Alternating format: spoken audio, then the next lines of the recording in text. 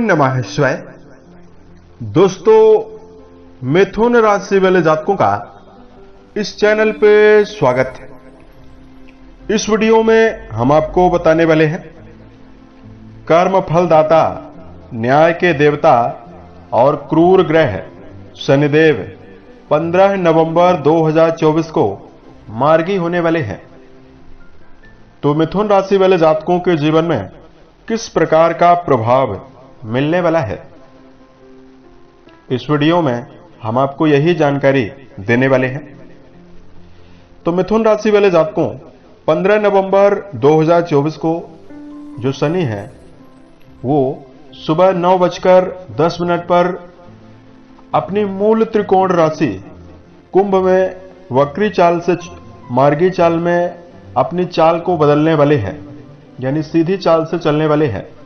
और 29 मार्च 2025 तक इनकी जो चाल है वो सीधी रहने वाली है और ये डिग्री वाइज बहुत ही बलवान है। तो सभी राशि वाले जातकों के जीवन में इसका अलग अलग प्रभाव मिलने वाला है।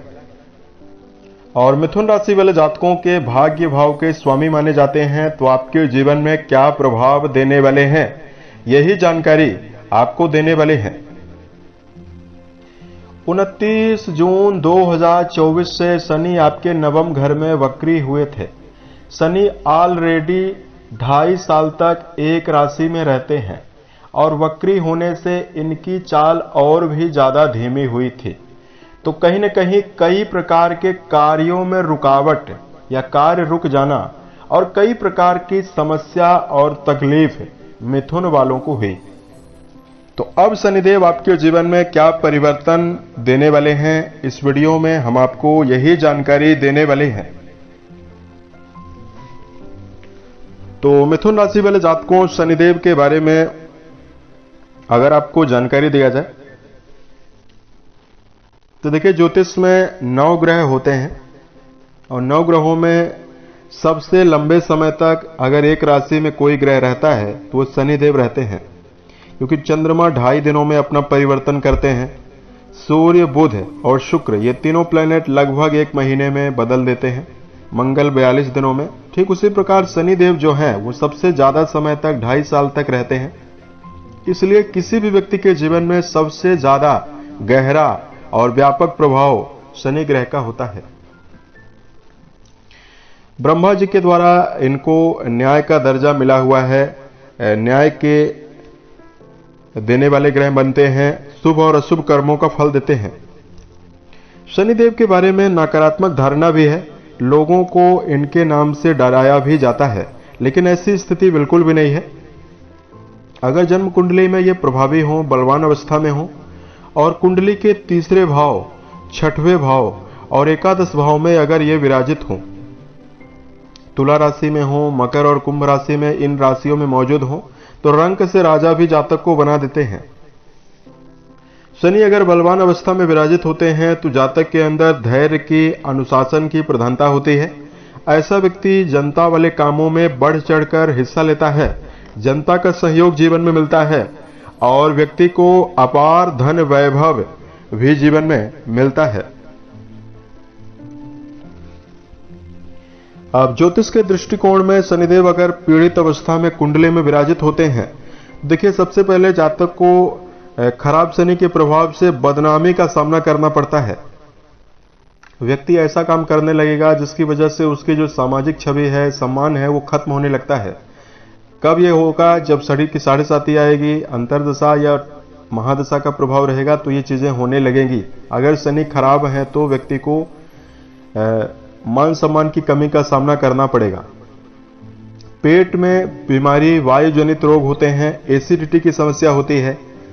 शनि का खराब प्रभाव जीवन में ऐसी बीमारी को देता है जो बीमारी का इलाज जल्दी संभव नहीं है, जैसे कैंसर हुआ, पैरालिसिस, अस्थमा, जुखाम, लकवा, ये सभी जो घातक बीमारियां होती है ये शनि के दुष्प्रभावों से मिलती है।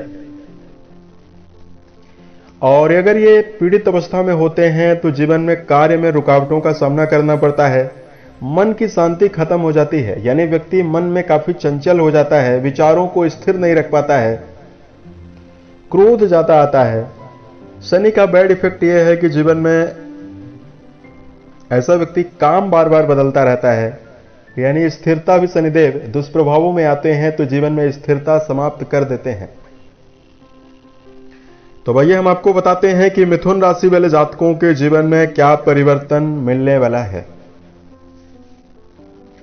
तो मिथुन राशि वाले जातकों, यह फलादेश जो है वो आपके चंद्र राशि के ऊपर प्रभावी है, तो आप इसे इसी आधार पर देखें। तो देखिए, मिथुन राशि वाले जातकों के अष्टम भाव के स्वामी शनि हैं और आपके नवम भाव यानी भाग्य भाव के स्वामी ये माने जाते हैं। अब 15 नवंबर 2024 को आपके नवम भाव में यानी भाग्य भाव में ये मार्गी होने वाले हैं। तो नवम घर जो होता है आपके भाग्य का होता है, धर्म का होता है, घर के गार्जियंस का होता है। साथ में कुंडली के नवम भाव से यात्रा का विचार करते हैं, शिक्षा का विचार करते हैं, व्यक्तिगत विकास का विचार करते हैं। यहां पर शनि विराजित रहेंगे तो इनकी जो दृष्टि है, तीसरी दृष्टि मिथुन वालों के लाभ भाव पर जाने वाली है। सातवीं दृष्टि जो है वो आपके पराक्रम घर पर जाने वाली है और जो नवम दृष्टि है वो आपकी राशि, दसम दृष्टि जो है वो आपके रोग भाव पर जाने वाली है।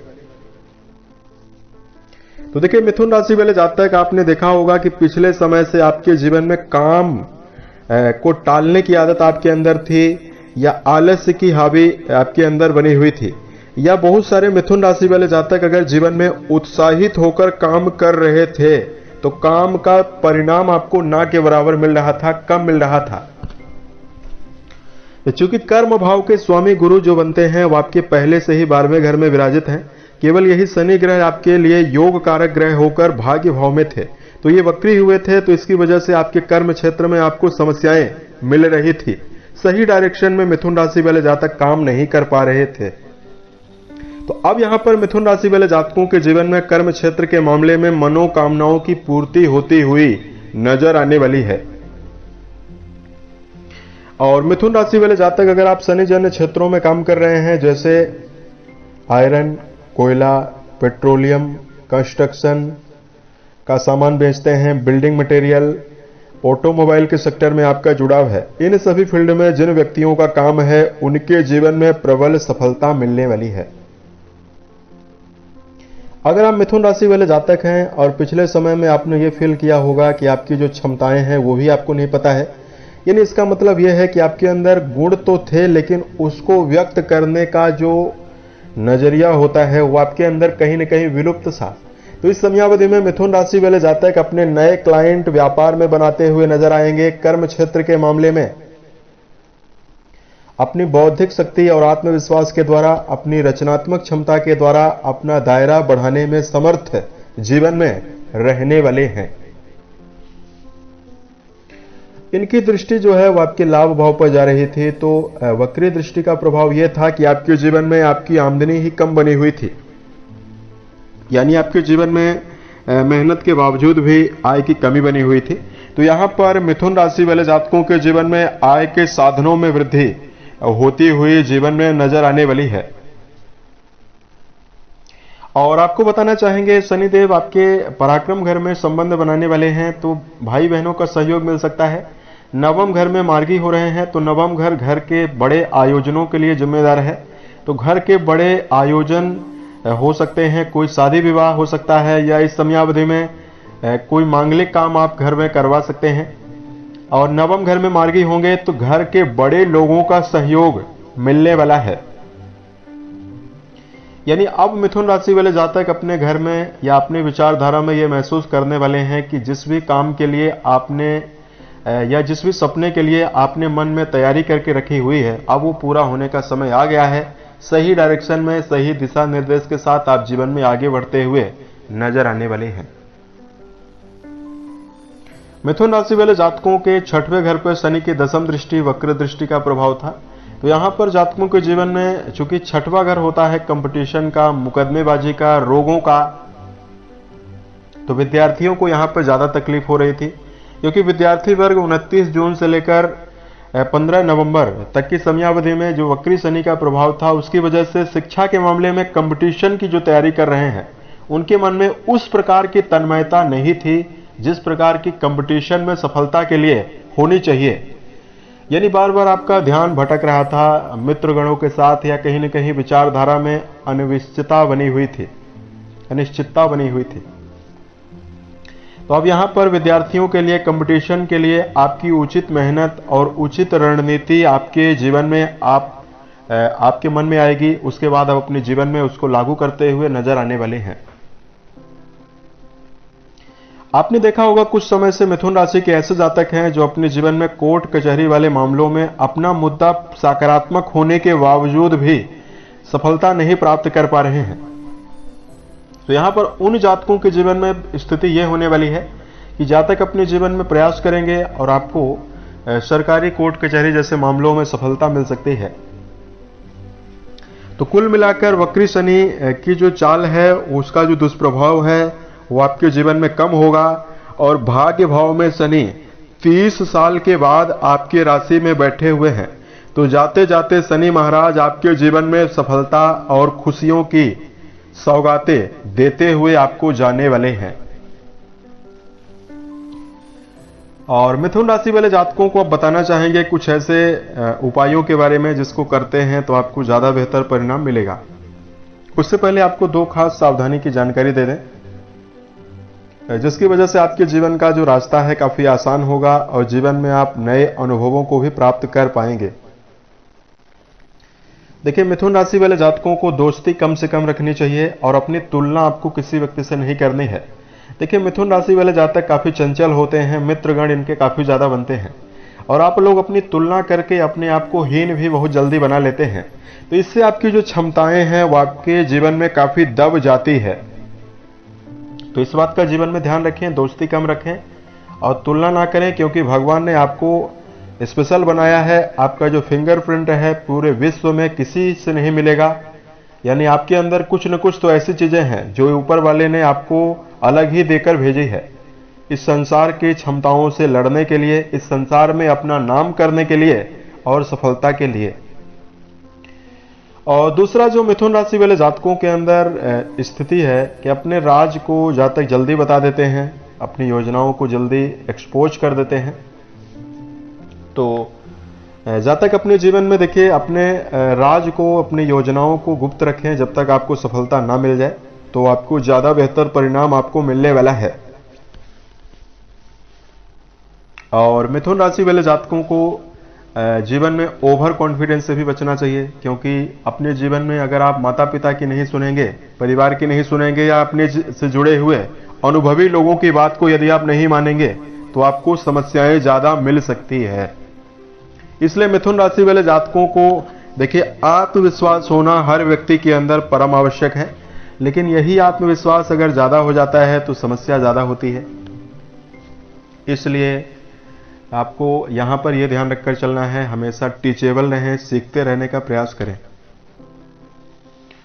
अब उपाय की जानकारी अगर आपके लिए दिया जाए तो हर शनिवार आपको पीपल के वृक्ष के नीचे सरसों के तेल का दीपक जलाना बेहतर रहेगा, अगर आपको शनि बुरा रिजल्ट दे रहे हैं और महादशा आपके ऊपर है तो। और शनि के मंत्र ओम सम शनिश्चराय नमः है, इस मंत्र का जप करना भी आपको बेहतर परिणाम देने वाला है। और दूसरा, मिथुन राशि वाले जातकों को देखिए आप अपने जीवन में नियम बनाकर चलें। नियम के कारक शनि हैं, बूढ़े ग्रह माने जाते हैं, इसलिए मन, वचन और कर्म के द्वारा किसी का नुकसान ना करें और अपने जीवन में अपने सभी काम की दिनचर्या, रूपरेखा और टारगेट ये सब सेट करके रखें, तो स्थिति ज्यादा बेहतर रहने वाली है।